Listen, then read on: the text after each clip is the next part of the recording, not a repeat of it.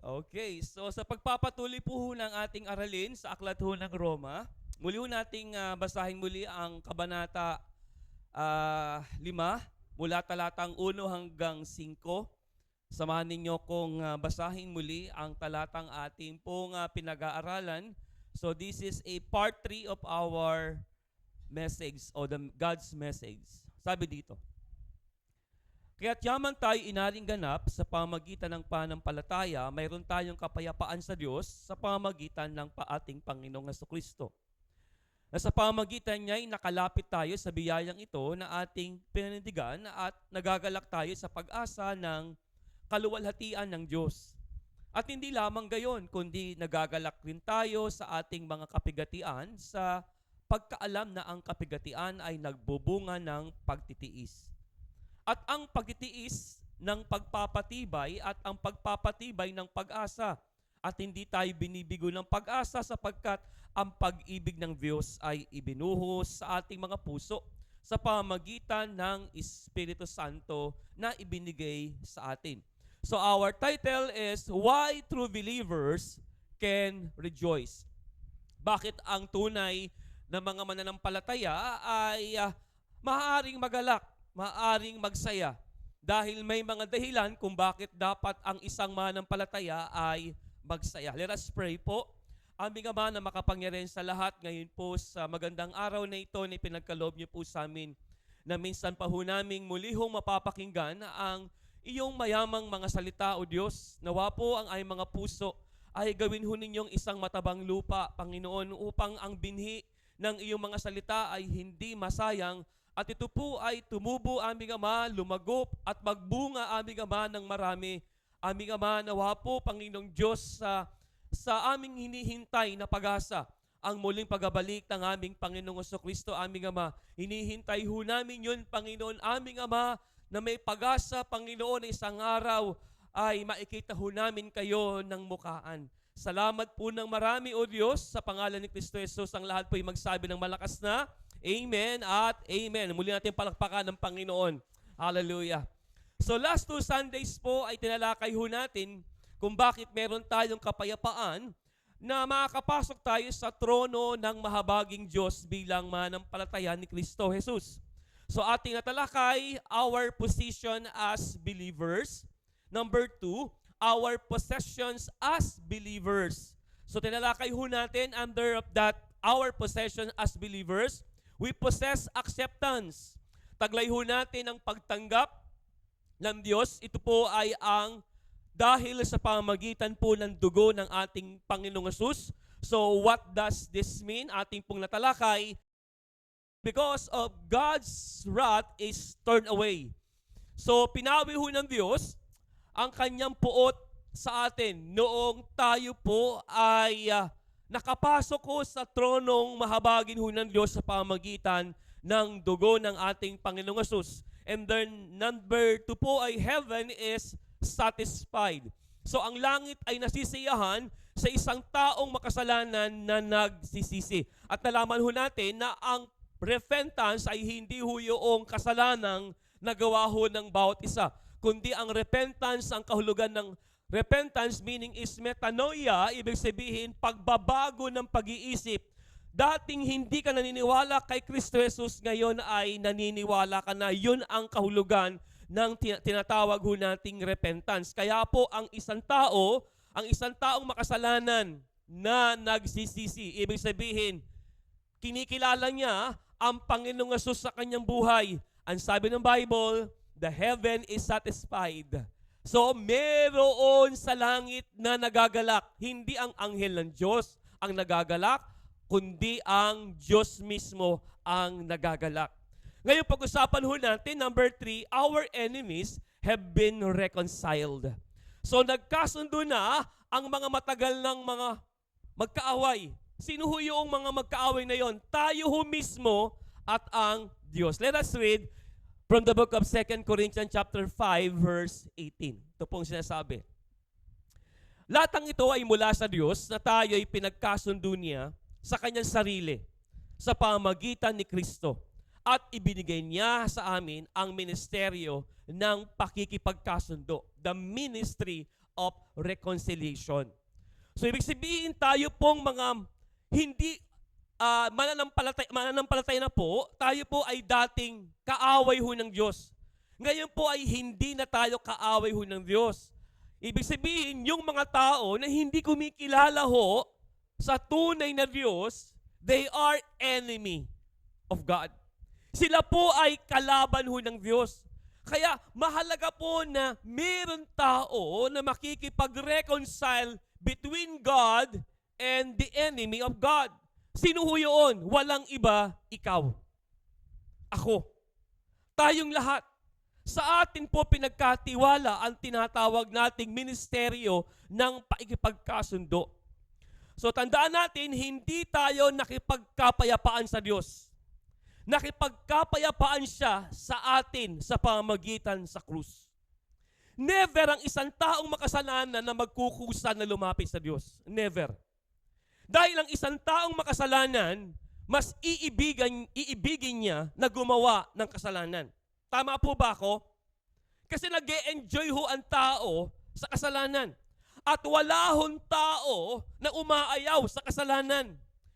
Nag-e-enjoy ho ang lahat ng tao sa kasalanan. Kaya never ho nilang maisip ang mga bagay ho ng Diyos. Kaya ang Diyos mismo po ang gumawa ng paraan upang magkasundo sa tao. At ang paraan ho ng Diyos ay walang iba, si Kristo. Amen? Sa pamagitan po ng kanyang dugo, only the blood of Christ. Kaya po ang Diyos po ang gumawa ng paraan ng paikipagkasundo. Kaya pag sinampalatayanan natin ang ginawa ng Diyos na paikipagkapayapaan, tayo po ay payapa sa piling niya. Say amen to that. Kaya payapa tayo ngayon. Bakit? Kasi nakipagkasundo ang Diyos sa atin sa pamagitan ng kanyang dugo. Kaya paulit-ulit ko pong sinasabi sa inyo na hindi sa ating ginawa o gagawin para tayo ay maligtas. Amen po ba? Kundi sa pamagitan ng ginawa nino? Ginawa nino? Ng ating Panginoong Jesus. Parang ganito lang ho yun, mga kapatid. Dalawang paraan para makarating ka sa kabilang ibayo. Halimbawa, tatawid ho tayo sa pamagitan ho ng, ano ba yung pinakamalapit ho na ano? Ito po. Ano ba yung pinunta natin? Ginya? Sa Quezon? Lugar yun? Yung island ho ng Tagbelete, malayo. Ganito, makinig ho kayo. Kung gusto ho ninyong pumunta ho sa Tagbalete Island, Cagbalete, kinakailangan nyo sumakay ho kayo sa isang motorboat. Ngayon, dalawa lang ang pwede mong piliin. Sumakay sa motorboat o sumakay sa bangka na disagwan. Sino ang gusto po? Nasasakay ka sa motorboat o sa bangkang disagwan? Ha? Siyempre naman, motorboat. Mabilis. O ano niya? Gusto kong ipakita sa inyo, mga kapatid, marami hong mga tao ngayon, mas gusto ho nilang magsagwan. Pinabibilis ho ng Diyos ang ating pagpunta sa langit, sumakay ka lang sa motorboat. Huwag kang magsagwan. Ito ngayon, isa pang halimbawa. Aakyat ka sa mataas na building. Sa fifth floor. Dalawa lang ang pwede mong akyatan. Elevator o hagdanan. Siyempre naman, elevator. Ayaw maghirap. Tama po ba ako? Gusto ko, pinapakita ko lang ho sa inyo, ang dami hong Pilipino ho ngayon. Gustong pumunta sa langit. Kinakailangan by means of their effort. Kinakailangan meron silang nakikitang ginagawa para doon sa kanilang kaligtasan sa pagpunta nila sa langit. Gusto nila na magsagwan. Gusto ho nilang umakyat sa hagdanan, pero pinadadali naman ng Diyos, sumakay ka lang sa motorboat, sumakay ka lang sa elevator, makakarating ka agad. Naku niyo mga kapatid. So gusto ko ipakita sa inyo na sana po ikaw na nakakaalam ng katotohanan, ipakita mo sa iba. Hindi mo na kinakailangan magsaguan. Hindi mo na kinakailangan pang umakyat. Ang tanging gagawin mo lang, sumakay ka lang. Amen? Hindi ka maghihirap. Yan ang kaligtasan. Amen po ba? Hindi sa pamagitan ng ating mga gawa, kundi sa paghihirap at gawa ng ating Panginoong Hesukristo. Ngayon, ano ang gagawin natin ngayon bilang nakasumpong ng tunay na kaligtasan sa pamamagitan ng pananampalataya kay Kristo? Tayo ngayon ang magtuturo ho sa tao. Sumakay ka sa motorboat. Sumakay ka sa elevator. Huwag kang magsagwan, huwag kang umakyat sa hagdanan. Sama ka, sakay tayo sa motorboat. Amen po ba? Hindi si Pastor Ray ang gagawa ho niyan. Ang gagawa niyan, tayo mismong lahat. Sa ating pinagkatiwala ang Ministry of Reconciliation. Pakisabi nga sa katabi, sa iyo pinagkatiwala ang paikipagkasundo sa kapwa. Abay, siguraduhin ho ninyo yan, natanggap ng ano ninyo, ng kausap ninyo. Kasi kinakailangan gawin ho natin ho yan, ipagkalat ho natin. Ipagkalat ho natin na napakabuti ho ng Diyos. Ipagkalat ho natin na hindi mo na paghihirapan pa ang kaligtasan mo. Ipamahagi ho natin kung ano ho yung biyaya na meron tayo. Amen po ba? Kaya nga po, ang paglago ho ng simbahan, hindi nakabatay ho sa pastor. Ang pastor, ang tungkulin ko lang po is to equip. Hubugin ang bawat mananampalataya. Ang miyembro po, ang may kakayahan na magdala ng kaluluwa sa kanyang iglesia. Amen? Kahapon po, 28th anniversary po ng Living Light. After ko ho mag-share, mag-exhort ng Word of God, nag-evangelize si Ma'am Baby. Kinote ho niyang Ephesians chapter 2 verse 8 up to verse 9. Kalahon ninyo habang sinasabi niya yon, nagagalak ang aking puso kasi yun ho yung pagsusumikap ho ng tao na gusto ho niyang maibahagi ko ano ho yung tama. Sabi niya na hindi na paghihirapan pa na ang kaligtasan ay pinaghirapan ng Panginoon. Tandaan po natin, napakahalaga na dapat tayo po yung mismong tumutugon kung ano ho yung panawagan ho natin. Ang panawagan ho natin is to share the true gospel. Bakit? Meron bang maling gospel? Yes. Ang dami hong mga maling gospel sa Pilipinas ho ngayon. Meron silang additional doon sa salvation. Sa atin po walang additional. Sasakay ka lang. Amen? Hindi ka magsasagwan. Sasakay ka lang sa elevator, hindi ka aakyat. Wala kang gagawin, kundi manampalataya lamang. Magtiwala lamang sa Panginoon. Ito ho yung mga kapatid, dahil tayo po ang unang nakaranas ng ministeryo ng pagkasundo, the Ministry of Reconciliation. Ngayon, may mga taong nakatanggap ng biyaya ng Diyos. Sa aklat ho ng Juan, Kabanata 9 po, yung tinatawag nating the blind man. Since birth po, siya po ay bulag. Hindi ho siya nakakita ng mga bagay-bagay sa daigdig na ito. Napapakinggan lamang ho niya. Kung ikaw ay bulag since birth, siguro po, kung ikaw ay gawan ho ng himala ng Diyos, na ikaw ay nakakita, na dati ay nakakarinig ka lang, ngayon ay nakikita mo na ang bawat napapakinggan mo, wow, ang ganda pala ng hugis ng tao. Wow, ang ganda pala ng nilikha ng Diyos. Kaya makakapagpasalamat ka sa Diyos. Kaya itong taong ito, na blind man na ito since birth, hindi ho siya nagpapigil sa biyaya ng Diyos na meron siya.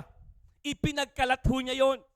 Bagamat bawal po sa kanila dahil sila po ang reliyon ho nila ay Judaismo, kahit nga ho yung magulang ho nung blind man na yan sa aklat ho ng Juan, Kabanata 9 po, ay takot. Bakit po? Kasi merong pong mga Pariseo at Iskriba po na nagtatanong, bakit ka nakakita ngayon? Ano ang meron sa'yo? Sino ang nagpadilat sa'yo ng iyong bulag na mata? Ito po yung kanyang sinabi doon sa mga taong nagtatanong. Sabi ho ng talatang Kapitulo 9 ng Aklat ng Juan, talatang 27 at 28, sabi dito, sinagot niya sila, kakasabi ko lamang sa inyo at hindi ninyo pinakinggan. Bakit? Ibig ninyong marinig uli? Ibig baga naman ninyo kayo'y maging mga alagad niya? Tingnan ninyo ha. Yung first impression agad ho nung lalaking bulag, kasi nagtatanong ho yung mga Pariseo. Yung lalaking bulag, walang pakialam. Walang pakialam sa reliyon ng Judaismo. Ang sa kanya, dati siyang bulag, nakakita na siya. Kaya ho yung biyaya ho ng Diyos sa kanya ay nasumpungan niya. Kaya dun pa lamang ho, dahil sa kakatanong ho ng mga tao sa kanya, especially ho mga Pariseo, ang sagot niya, bakit? Gusto niyo bang maging mga alagad niya? So dun po ay nakakapag-ministeryo na po yung blind man. Tingnan niyo po, analyze the statement. Verse 28. At siya'y kanilang inalipusta. At sinabi, ikaw ang alagad niya, datapwat kami mga alagad ni Moses. Tingnan niyo po ha, ang tao po, pag hindi ho siya bukas sa salita ng Diyos, yakap-yakap niya ang kanyang relihiyon, hindi ho niya maintindihan ang grasya ng Diyos. Hanggat ang isang tao po ay hindi nagbubukas. Tandaan ho natin, actually ang Diyos po, ang banal na Espiritu nagbubukas. Pero may ginagawa po ang tao. Anong ginagawa ng tao? Their free will. Again, meron tayong free will. Meron tayong kalayaan na pumili. Kung magbubukas man ang Diyos sa atin, dahil nakita na ng Diyos, handa kang magbukas sa Kanya. Nakuha ninyo mga kapatid? Dito po, ang mga alagad ho ni Moses, ibig sabihin mga iskriba o mga Pariseo, ayaw nila ng gospel. Ayaw nila ng mabuting balita. Kaya po, nanatili silang Judaismo. Nanatili sila sa tinatawag nilang maling paniniwala. So ayaw talaga nilang maniwala sa Panginoong Hesus. Isa pang halimbawa po mga kapatid, na kung saan ay naging Ministry of Reconciliation ang babaeng Samaritana. Nakatanggap ho ng biyaya ng kaligtasan at pagpapalaya sa kasalanan. Ano ang ginawa ho niya? Basahin ho natin, John chapter 4 verse 28. Sa gayoy iniwan ng babae ang kanyang banga ng tubig at napasabayan at sinabi sa mga tao. Tingnan niyo mga kapatid, maliwanag. Ang isang tao na nakasumpong ng biyaya ng kaligtasan, hindi ho yan mananahimik. Pakisabi sa katabi, hindi ka mananahimik. Kailangan maingay ka. Alam niyo po ba mga kapatid, dapat ang mananampalataya maingay. Nakuha ninyo? Kailangan maingay ang mananampalataya. Ang pag-iingay ho ng isang mananampalataya ay batay ho yan sa kanyang pagpapakita sa kanyang kapwa. Sa akin lang ito po, ang unang-unang gagawin ho ninyo, pakita ho ninyo ang kabutihan ho ng Diyos. Pakita nyo ang kabutihan ng Diyos. Sa paanong paraan? Pamumuhay. Kaya sabi ho ni Kristo Jesus, we are the light and we are the salt of this earth. Pag nakita ho ng mga kasambahay, o ibig sabihin ng buong sambahayan, pag nakita ng mga kamag-anakan, nakita ng mga kapitbahay, na ikaw ay mayroong tinataglay na kakaiba na wala sa kanila. Isang totoong Kristiyano. Kasi maraming Kristiyano ho ngayon nagpapanggap na Kristiyano pero sila po ay Kristiyano by their words lamang. Wala ho sa tinatawag ho nating pagpapakita. Tandaan ho natin, para mahatid ho natin nang lubusan ang biyaya ng Diyos sa kanila. Show it. Pakita mo. Not by your words only, but by your works. Itong babaeng ito, kilalang-kilala sa Samaritan. Na ano po? Na tinatawag ho nating haliparot. Tama ba yung term ko? Haliparot. Ano ho yung haliparot? Marami pong inasawa. At tingnan niyo mga kapatid, ang Diyos po hindi namimili. Ang Diyos po mahal niya ang mga makasalanan. Napakalapit ho ng Diyos sa mga taong makasalanan. Ang Diyos po ay malayo sa mga nagpapanggap na banal. Ulitin ko, malayo ang Diyos sa mga taong nagpapanggap na banal. Ang Diyos ay malapit sa mga taong makasalanan.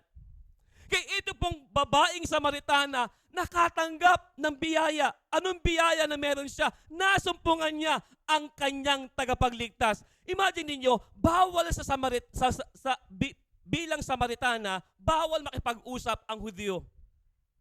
Pero ginawa ni Jesus, ginawa ng Panginoong Jesus, nilabag ng Panginoong Jesus yung kulturang yon na hindi pwede makipag-usap. Kasi yun ho yung kanyang layunin.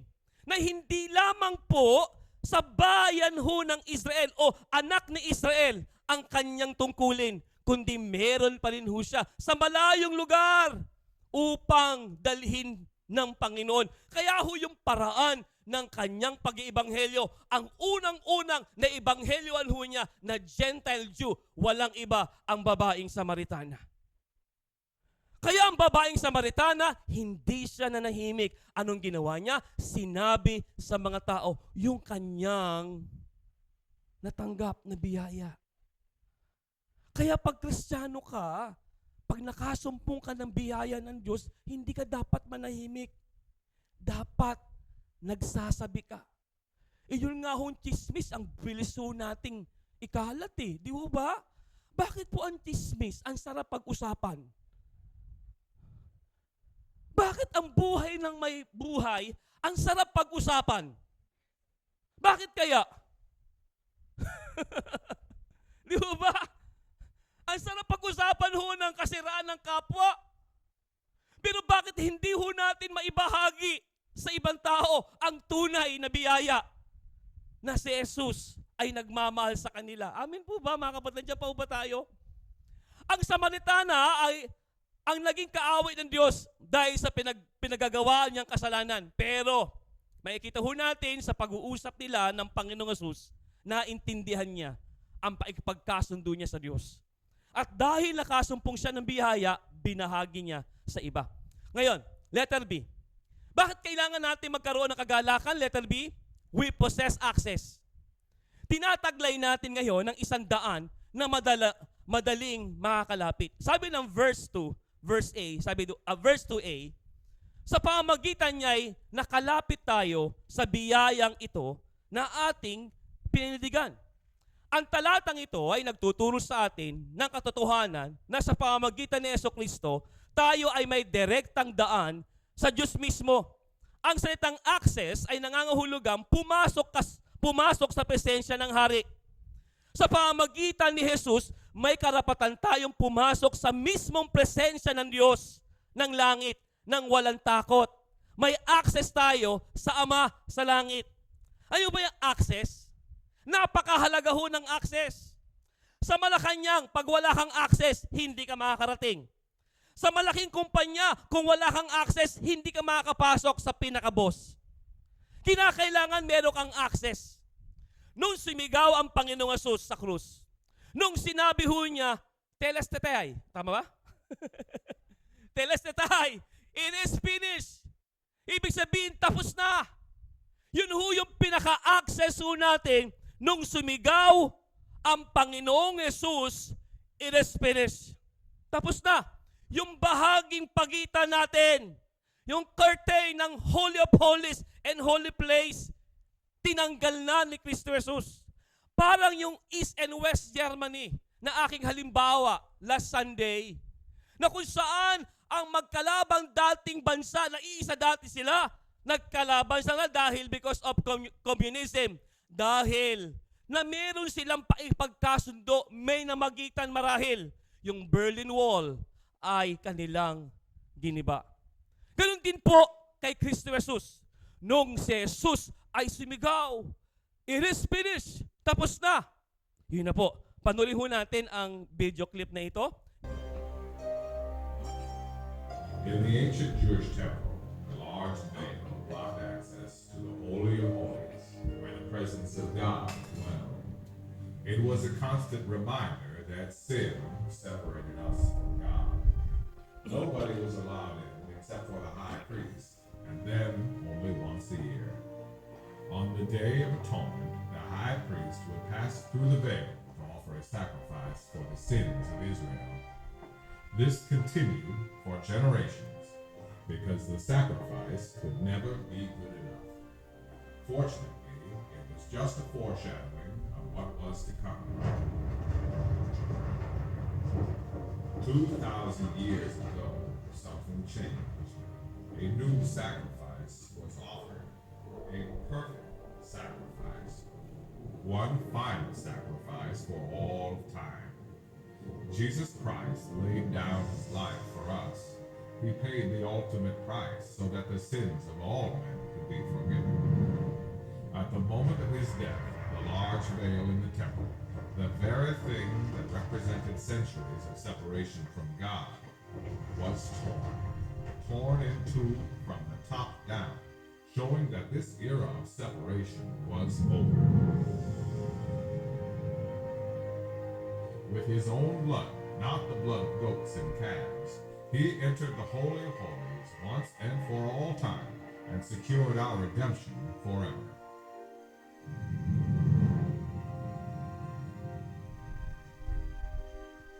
Okay po. So maliwanag lang ho ang ating pong video na napanood. Ang bayang Israel po, pag sila po ay nagkakasala, lumalapit ho sila sa mga Levita. At nagdadala ho sila ng tinatawag ho nilang alay handog na hayop. Pwedeng ito ay baka, depende ho sa kasalanan ginawa ho nila. Pwede hong kambing, o kaya naman po ay kung mahirap ang isang tao, ay bato-bato. Yung tinatawag nating isang ibon, na klase ho na tinatanggap ho ng high priest. So yun po ay kanilang dinadala ho sa pintuan ho ng tinatawag ho natin na handugan.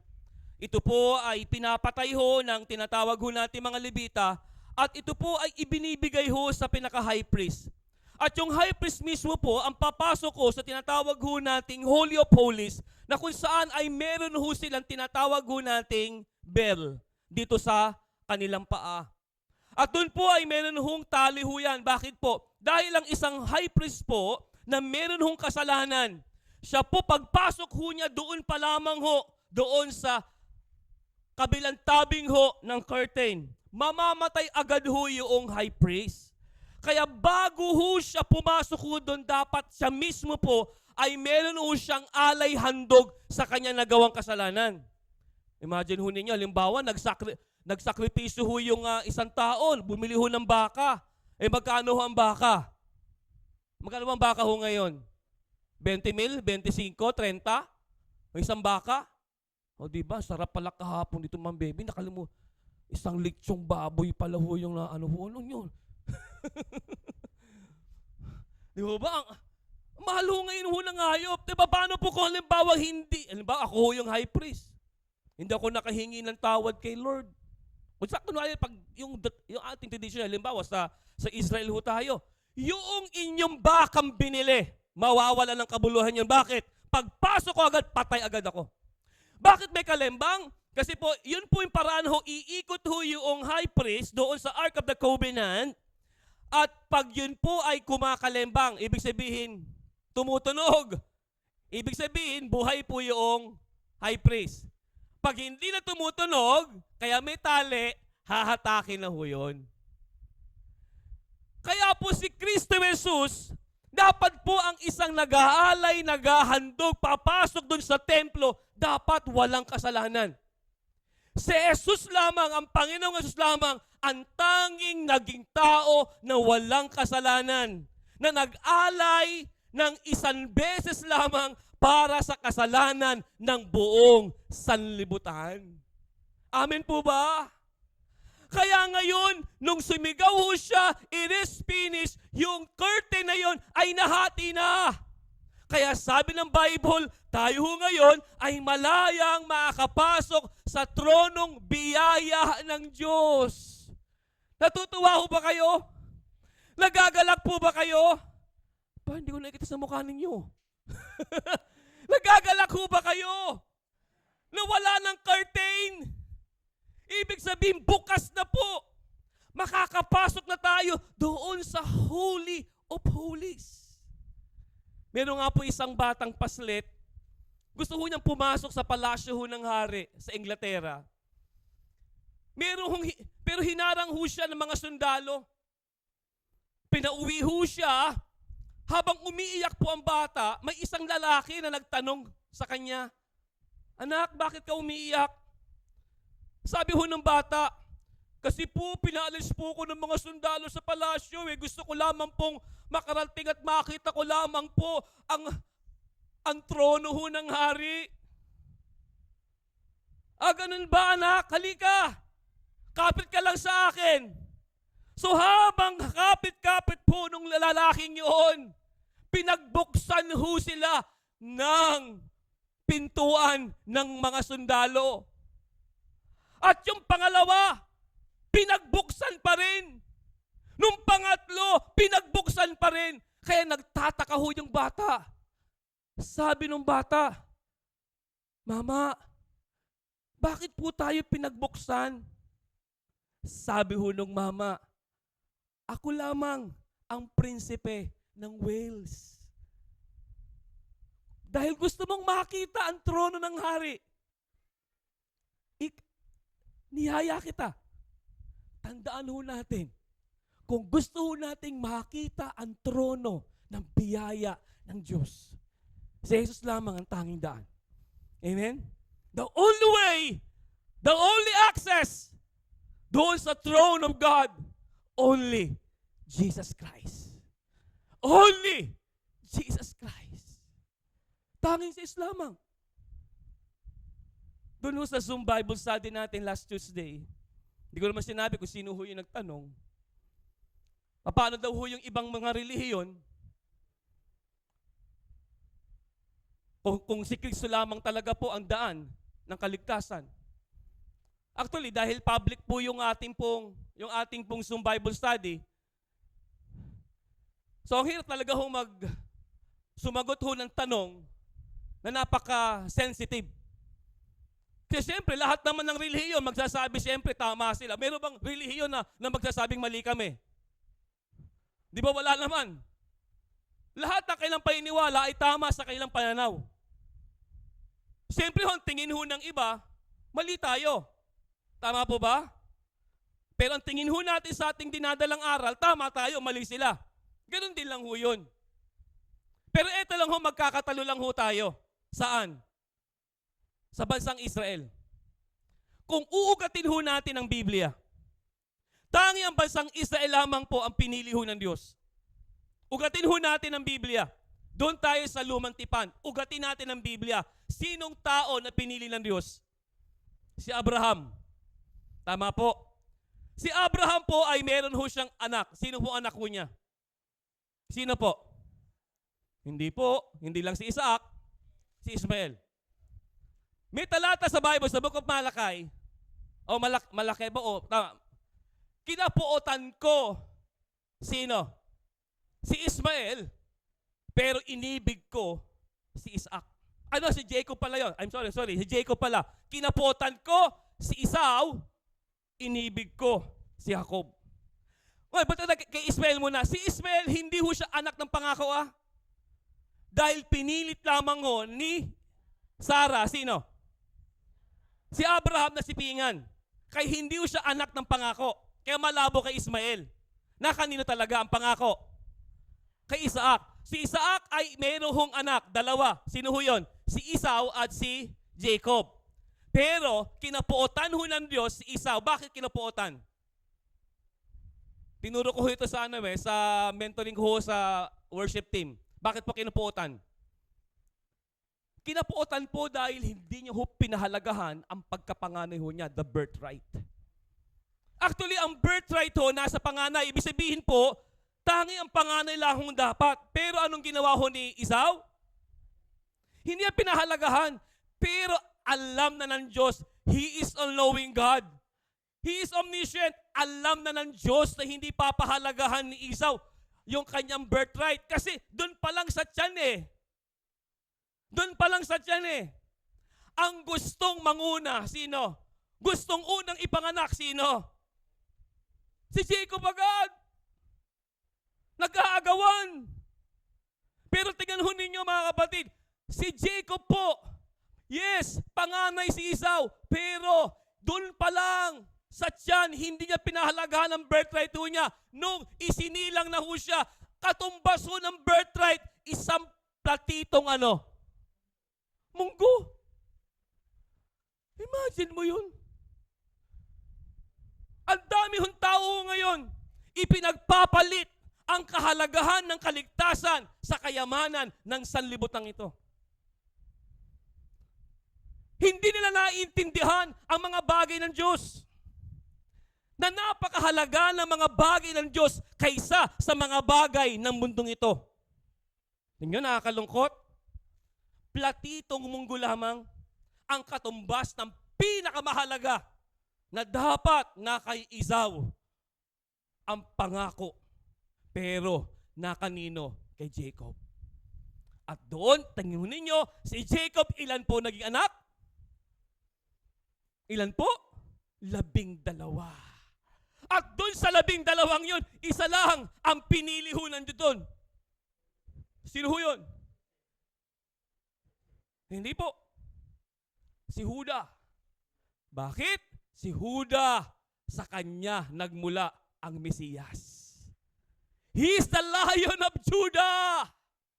Meaning, siya yun, sa kanya magmumula ang tagapagligtas. Kaya po, only Jesus Christ lamang ang daan patungo sa langit. Walang ibang pangalan. Hindi ho sa ibang pangalan o leader ng relihiyon. The only way to God is Jesus Christ. Wala na iba. John chapter 14 verse 6, He is the way, the truth, and the life. Kaya ang aral ho ng ibang simbahan daw, sabi nila, ang susi daw ay hawak-hawak ni San Pedro. Nakita ho ba, ano ba niyo yun? Kaya din mo sa San Pedro, pagpasok ho niyo dyan, nung una po, meron pala nangingitlog na tandang. Parang binago na ata ho yan, tinanggal na ba? Tinanggal na kasi, meron ba nangingitlog na tandang? Meron talaga eh. Meron talaga nangingitlog na tandang. Ito lang sa akin, di ba may susi si San Pedro? Eh, tanong, totoo ba nasa kanya ang susi? Nasa kanya ba ang susi ho ng kalangitan? Ngayon, kung may nakasulat, tingnan ho natin ang konteksto ho ng talata. Bakit po? Tingnan niyo po, Matthew chapter 16 verse 18 up to 19. At sinabi ko naman sa iyo na ikaw ay Pedro, at sa ibabaw ng batong ito ay itatayo ko ang aking iglesia. At ang mga pintuan ng Hades ay hindi magsisipa na iglaban sa kanya. Verse 19. Ibibigay ko sa iyo ang mga susi. Meron. Meron. Pastor Ray, ang liwanag. May susi. Na kay Pedro pala ang susi. Tingnan niyo ha. Ibibigay ko sa iyo ang mga susi ng kaharian ng langit at anumang iyong talian sa lupa ay tatalian sa langit. At ang anumang iyong kalagan sa lupa ay kakalagan sa langit. Di ba ginawa ho ng mga Armenians yan, allegorical. Kung anong pinagtatali? Kinakalag. Di ba? Hindi ho yung ibig sabihin ho nun, ha? Ngayon, ginawang allegory po ang talatang ito. Ginawang bantay pinto daw si Pedro sa kalangitan.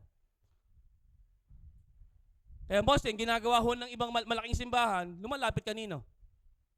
Kay Pedro. Kasi siya yung bantay pintuan. Ngayon, tingnan ho ninyo. Ang mga tao ay nagtatanong kung sino si Jesus. Bakit ho ba si Pedro? Bakit ibinigay sa kanya yung susi? O makinig kayo ha, mga kapatid ha. Uugatin ho natin yung pinakonteksto ho nito. Ang mga tao po nagtatanong kung sino si Jesus. Tanging si Pedro lang ang sumagot. Pero, nung nagtanong si Jesus sa lahat ng kanyang mga alagad, walang nasabi ang mga alagad. Only Peter lang. Anong sagot ho ni Pedro? Verse 15. Kanyang sinabi sa kanila, datapwat, ano ang sabi ninyo kung sino ako? Kasi may nagtatanong eh. So dapat meron kayo sasagot.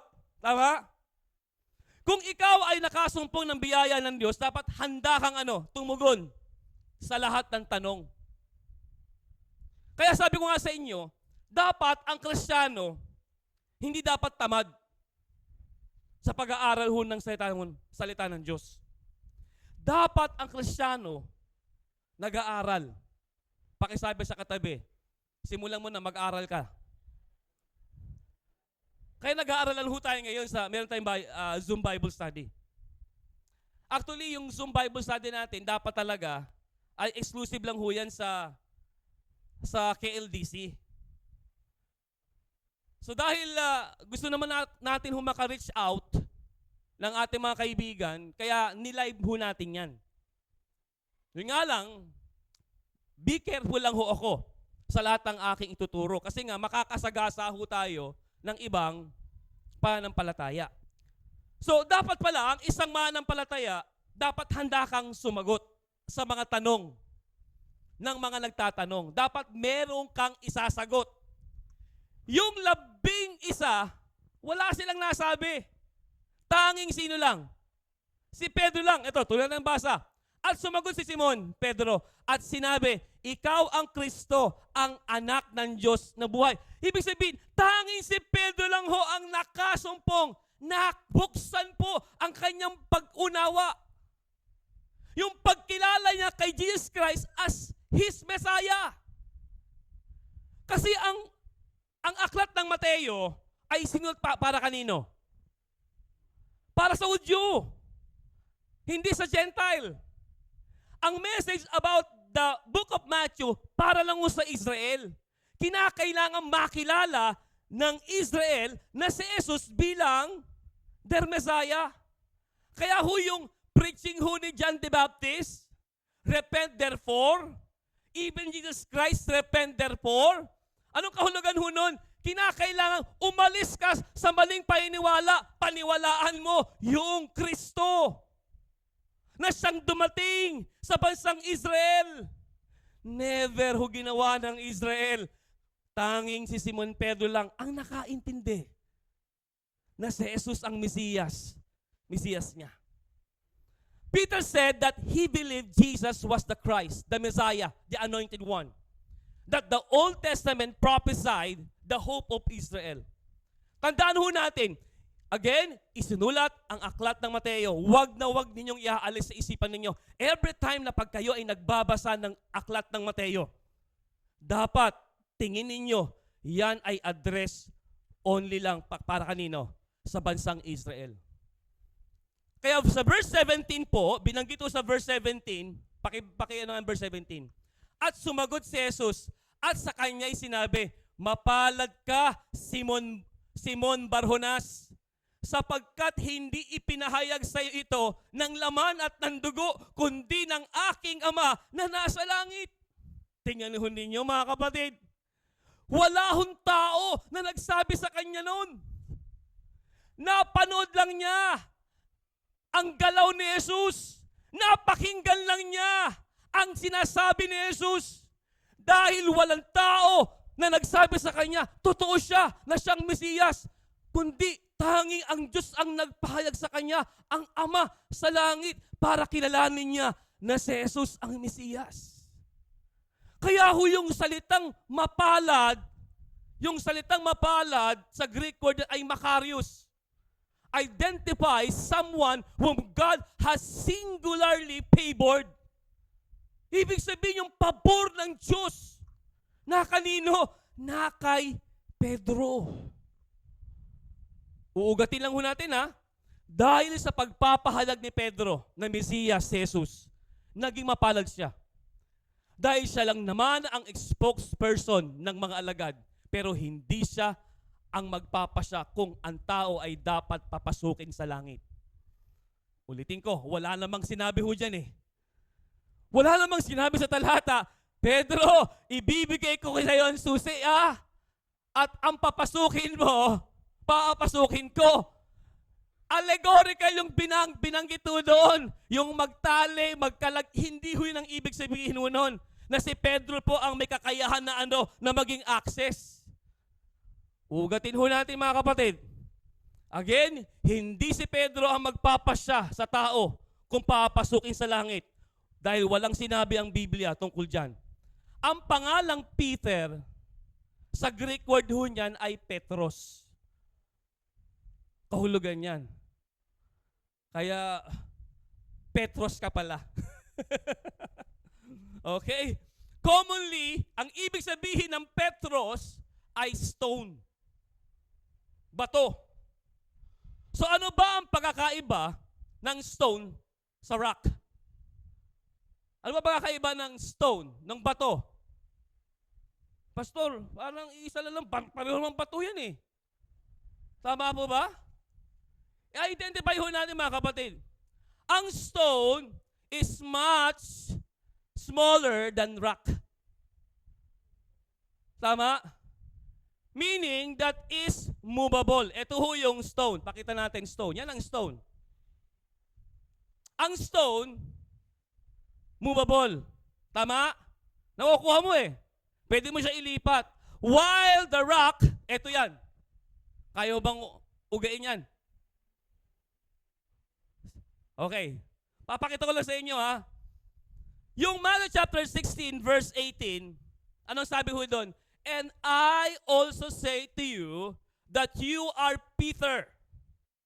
And on this rock, I will build my church. And the gates of Hades shall not prevail against it. Again, ang pangalang Peter sa Greek word ay ano po? Petros. Ang ibig sabihin nun ay stone. Sa English, stone. Kasi magandang banggitin sa English eh. Sa Tagalog kasi, kung babanggit kayo, bato talaga. Tama po ba? Yung identify mo, maliit na bato o malaking bato. Pero kung sa English natin babanggitin, stone ay maliit. Rock is big. Ngayon, yung rock na tinutukoy dito ay hindi si Pedro.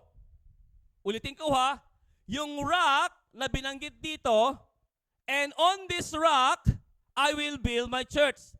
Yung Peter, stone. Yung rock, uugatin natin. Sino yung rock na yon? Sino yon? Yung huge rock na hindi mauuga. Ulitin ko. Pag sinabi nating rock, hindi siya mauuga. Like the picture. Bakibalik din sa picture, the big rock. Yan. Hindi siya mauuga. Yan ang rock. Yung stone, balik sa stone, nauuga. Kaya yung Petros, yun ay nauuga. Hindi ho siya. Kaya ho yung, upon this rock, I will build my church. Meaning, hindi si Pedro ang rock doon. Bakit po? Nauga nga si Pedro eh. Tama po ba ako? Nauga ho ba si Pedro? Tignan niyo. Jesus had two rocks in mind, as suggested by a play on two Greek words. You are Peter, meaning Petros, stone yan, masculine, and on this rock, Petra. Yung rock dyan, ang Greek word ay Petra, that is a feminine. I will build my church. So Peter is a stone, but Jesus is the rock. Again, Peter is a stone, but Jesus is the rock. And the rock of our salvation is Jesus Christ. Tama po ba? Siya ho yung bato ng ating kaligtasan. Kaya malabo si Pedro dahil nauga si Pedro nung pinagkaila niya sino? Si Kristo. Ilang beses? 3 beses po mga kapatid. Kaya hindi siya pwedeng maging rock. Tanging si Jesus lang ang rock na hindi nauga. Nauga nga, kahit man tayo, hindi tayo rock. Tama? Lahat tayo stone. Lahat tayo nanguuga ang ating pananampalataya. Minsan gumigipap ho tayo. Pero dahil mabuti ang Diyos, hindi niya matinitignan ang ating mga ginagawang mali. Amen po ba? Kasi our foundation is built on the rock. Amen? And that rock is Jesus Christ. Kaya nung sinabi ho ito ni Jesus, wala pa ang church. Kaya ho sa aklat ng Mateo, wala hong iglesia ho dyan, walang church. Wala po. Kaya kung kukuha ho kayo ng talahata, may simbahan na dyan. No, wala pang simbahan. Kailan nag-start ang simbahan? Kailan po nag-start ang simbahan? October 2, 2016.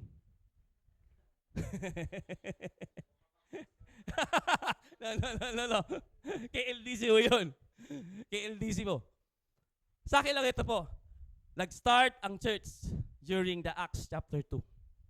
Nung bumaba ang Espiritu Santo. Pero nung sinabi ho ni Jesus Christ, upon this rock, anong ginamit na tense? Anong ginamit na tense? Tenses. Future tense. Tama? I will build my church. Ngayon, nag-start again ang church saan? Sa book of Acts chapter 2. Ngayon, tanong, nasaan ang susi?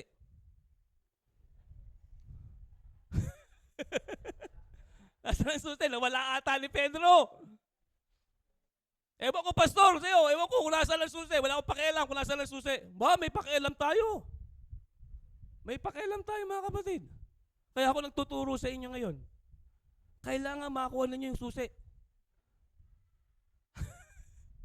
Handa na ba kayo? Makakuha niyo yung susi? Ako gusto ko makakuha yung susi. Ay, joke lang po, mga kapatid, ha? Actually po, na kay Kristo ang susi. Na binigay kanino? Kino binigay? Hindi kay Pedro. Saan? Sa church. Sa kanyang simbahan.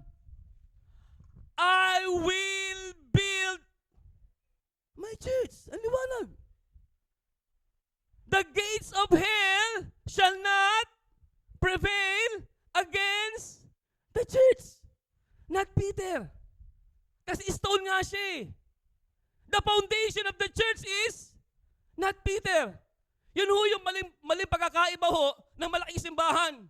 Their foundation daw ay si Pedro. Why? Kasi ang may hawak daw ng susi ng langit, walang iba, si Pedro. Mali eh. Kasi kung ugatin mo, yung talatang yon, I will build my church, na kanino ang susi? Sa church. Wala kay Pedro. Nasa church. Tingnan niyo po.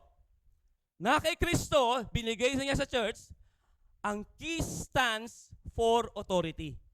Ang susi ay paglalarawan ho yan ng authority. Si Mateo ang nagpaliwanag ho niyan. Basahin po natin, Matthew chapter 28, verse 18 up to verse 20. At lumapit si Jesus sa kanila at sila'y kanyang kinausap na sinasabi, ang lahat ng kapamahalaan sa langit at sa ibabaw ng lupa ay naibigay na kanino? Sino yan? Kay Jesus Christ, verse 19. Dahil dito, magsiyaon nga kayo at gawin ninyong mga alagad ang lahat ng lahat ng bansa, ibig sabihin any race, na sila'y inyong bautismuhan sa pangalan ng Ama at ng Anak at ng Espiritu Santo. Verse 20, na ituro ninyo sa kanila ng kanilang ganapin ang lahat ng mga bagay na inuutos ko sa inyo. At narito, ako'y sumasa inyong palagi hanggang sa katapusan ng sanlibutan. Ngayon, gumagampan ka ba niyan? Gagampanan ba natin yan? Yes. Kasi nakanino ang susi? Nasa kanino ang susi? Turo mo katabi mo, nasa yung susi. Hindi nga. Nasa yung susi, nasa iyo. Pastor Nat, nasa iyo ang susi. Nasa akin ang susi. Amen? Ang susing ito, mas matibay ito kay Pedro. Si Pedro nauga. Kaya hindi natin pwede pagtiwalaan si Pedro. Ang pagtitiwalaan natin walang iba. Yung the huge rock, our foundation is built upon the rock which is the Lord Jesus Christ. And also His teachings sa kanyang aral. Kaya napakahalaga yung aking tinuturo. Kaya napakahalaga, gampanan natin ang ating tungkulin as a minister of reconciliation. Nang paikipagkasundo. Tandaan natin mga kapatid, ang talatang ito, hanggang sa katapusan ng sanlibutan, sumasa inyo ako. Amen. Naniniwala ho ba kayo? Nasa atin si Jesus. Gampanan mo lang. Ituro mo lang. It's time, brother and sister. Share the gospel of Christ. The message, the true message of gospel of Christ. That Jesus Christ died for our sins. He was buried. He was rose from the dead. Tandaan natin mga kapatid. Kaya nung kahapon, nag-evangelize si Ma'am Baby. Alam ko po yung salita ng Diyos ay lumagay dun sa puso ng mga nakinig. Kasi ito yung ating tungkulin. It's time, brother and sister. Sumasa atin si Jesus. Ang susi ay nasa kamay ko. Ang susi ay nasa kamay nating lahat. Ang paglago ng simbahan, yes, nakadepende sa Diyos. Pero kinakailangan may ginagawa ang mga miyembro nito.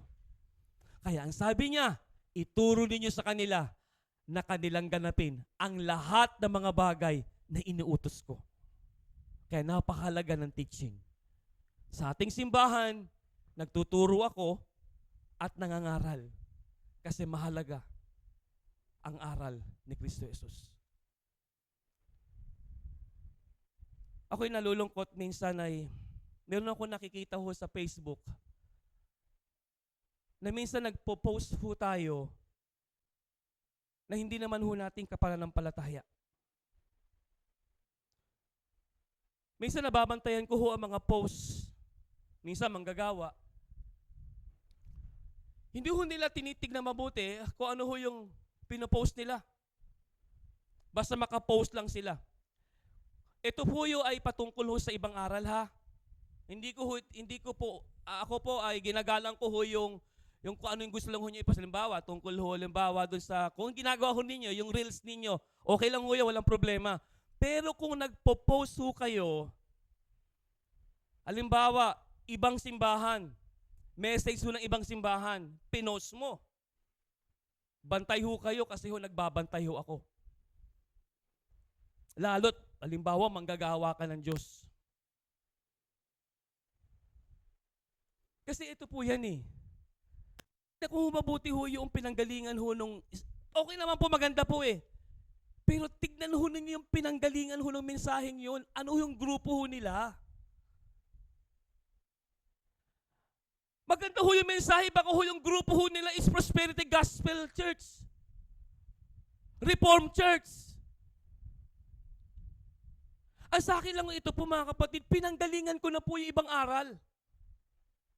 Ang gusto ko lang po ito ho yan. Ano man ho yung ako po nagsusunog ko ng kilay ha. Tandaan ho ninyo. Sabi nga ho ng asawa ko kanina umaga, ano, di ka ba susuko dyan? Ano yun? Nahihirapan ka ni. Gigising ka na madaling araw para lang dumalo dyan sa US Seminary. Sabi ko, halos makakalahati na ako. Ba't ba ako susuko? Ang dami ko nang pinaghirapan. Kahit na mahirap, yung aking ginagawa, ito ay para ko sa simbahan. Sabi ko sa asawa ko, ito'y ginagawa ko unang-una sa Diyos. Pangalawa, para sa simbahan. Why? Kinakailangan ng simbahan ng tunay na aral. Kinakailangan kong magsunog ng kilay. Kinakailangan kong mag-aral mabuti. Kasi kung Hindi ako mag-aaral mabuti. Ano ituturo ko sa tao? Tama po ba ako? Say ka lang, ito lang ho yan eh. Matagal ko na ho akong nanggaling sa mga maling aral. 3 years ago, nakita ko ang tunay na aral ng Ebanghelyo. Bakit ko i-give up? Dahil sa puyat lang? Meron naman akong time management eh. Kaya ako pag tuwing Sabado po, natutulog po ako 7:30.